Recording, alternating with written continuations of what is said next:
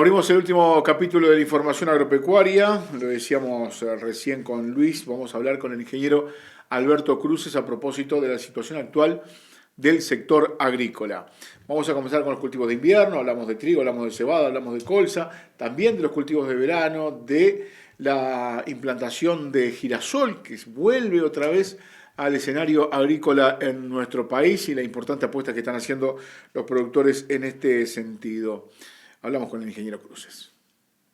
Tenemos los cultivos de invierno que se terminó de sembrar, hubo que hacer resiembras en algunos casos, seguramente en el orden de 10 o 12% se haya habido que resembrar. Esto dado por la situación de clima, demoramos en sembrar porque no había agua, sobre todo acá en el sur, y después hubo esos eventos muy fuertes, muy intensos de lluvias que barrieron parte de lo que se había sembrado.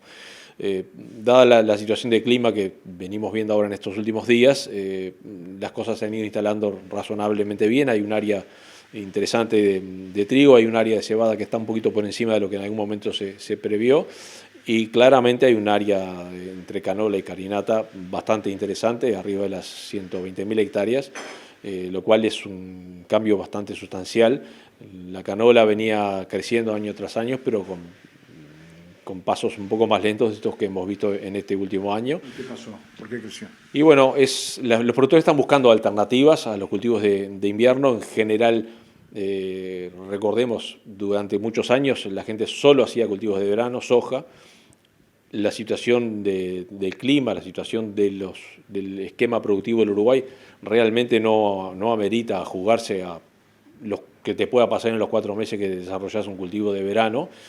Que te puede ir bien o te puede ir muy mal, y bueno, hubo un retorno al doble cultivo. En ese sentido, como trigo, sobre todo trigo, no venía con números muy buenos, este año está un poquito mejor a nivel de los mercados internacionales, la gente empezó a buscar alternativas y bueno, y la canola claramente es una de ellas, y de hecho los valores de canola se han ido afirmando en estos últimos días, en lo cual a la gente que tiene sembrado le da un aliciente bastante importante. En la medida más que se va incrementando el volumen de área, también nos permite jugar a un mercado distinto al que hasta este año teníamos, que era básicamente Alur, o lo que podían hacer la industria nacional, y bueno, te abre la expectativa de empezar a jugar en otros mercados para tener una herramienta digamos, comercial distinta que te permita jugar en varias canchas, y bueno, eso es un elemento ciertamente muy importante, ¿verdad? ¿Comienza a aparecer el girasol?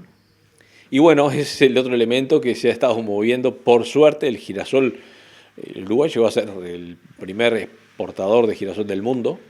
Si bien Argentina producía obviamente mucho más que nosotros, pero tiene su parte industrial muy fuerte, que Uruguay no la tiene, y bueno, el Uruguay prácticamente todo lo que se producía de girasol aquí se exportaba, el grano. De a poquito hay gente que se ha empezado a meter nuevamente en un cultivo que normalmente le dio muy buen resultado a los productores agrícolas del Uruguay.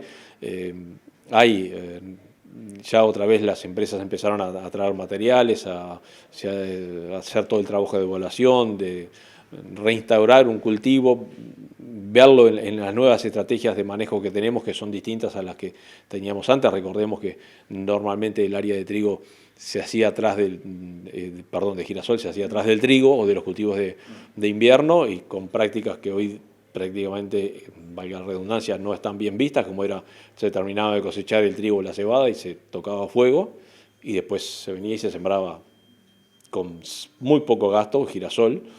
Eso obviamente ha cambiado, no debe ser más así, y bueno, pero se está volviendo. Realmente es un cultivo que creo que es una alternativa bien interesante para lo que son cultivos de verano. Se ha afianzado el cultivo de maíz, creo que lo hablamos en la anterior oportunidad. Tiene un techo de área, el cultivo de maíz, si bien se ha podido hacer en un área un poco mayor, claramente es bastante más exigente en tipos de suelo y en cómo manejarlo el cultivo de lo que es la soja. Es una alternativa bien interesante que en general, desde el punto de vista de rentabilidad, le dio mejor los números a los productores que la soja incluso. Además, recordemos, el año pasado tuvimos una seca muy importante, y a pesar de esa seca, la gente que plantó maíz pudo cosechar kilos razonables por hectárea para lo que estábamos acostumbrados de ver un maíz que te pegaba una seca y no cosechabas nada. Este año la gente igual cosechó y eso le dio bastante ánimo a los productores. Y hay un mercado bien interesante para el grano de maíz. La ganadería y la forma que se está manejando la ganadería en Uruguay claramente empezó a ser demandante de granos para los encierros y para la suplementación de los ganados. Creo que es una herramienta más bien para tener en cuenta.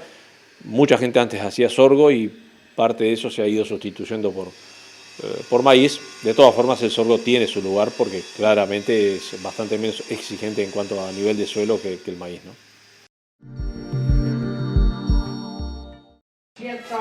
La siguiente es una presentación exclusiva de Escritorio Romualdo Rodríguez, Negocios Rurales. Se lleva a cabo en la jornada el 5º taller de gestación en ovino, organizado por Iña La Estanzuela e Iña Tacuarembó, pudiéndose observar virtualmente por el canal Iña a través de YouTube. Desde las 11 se cumple hoy la tertulia sobre el árbol en la ganadería. Habrá una transmisión a través de la página de Facebook y el canal YouTube del Instituto Plan Agropecuario. Algunas puntualizaciones antes de cerrar el programa de este jueves. Primero, el agradecimiento enorme a aquellos que se comunican permanentemente con nosotros a través del teléfono de la producción, el 099-12074. Muchas veces no lo saludamos directamente en el programa, pero lo hacemos personalmente. Hay mucho material, pero en serio, el agradecimiento a ustedes por las imágenes, porque están así. Por ejemplo, me estaba acordando ahora de Marta de Farrapos, que de allá de Río Negro, el departamento de Río Negro, que está permanentemente comunicándose con nosotros y enviándonos mensajes. A ella y a tantos, ¿no?, que tenemos para saludar. Seguramente un día me voy a detener, si nuestro compañero José Luis me lo permite, un día nos vamos a detener a hablar de algunos mensajes que recibimos permanentemente y algunas consultas también que nos hacen. No molestan, realmente, al contrario, motivan que nosotros estemos de este lado trabajando para ustedes para llevarles la más amplia información agropecuaria. Señores, nos despedimos. Mañana estaremos 7:30 aquí en Televisión Nacional como hace 38 años y recuerden que en el informativo al mediodía y en el informativo central de Televisión Nacional de nuestro país, en una notable iniciativa, hay mucho más información porque no lo olviden, es un programa y es un país agropecuario. Señores, hasta mañana.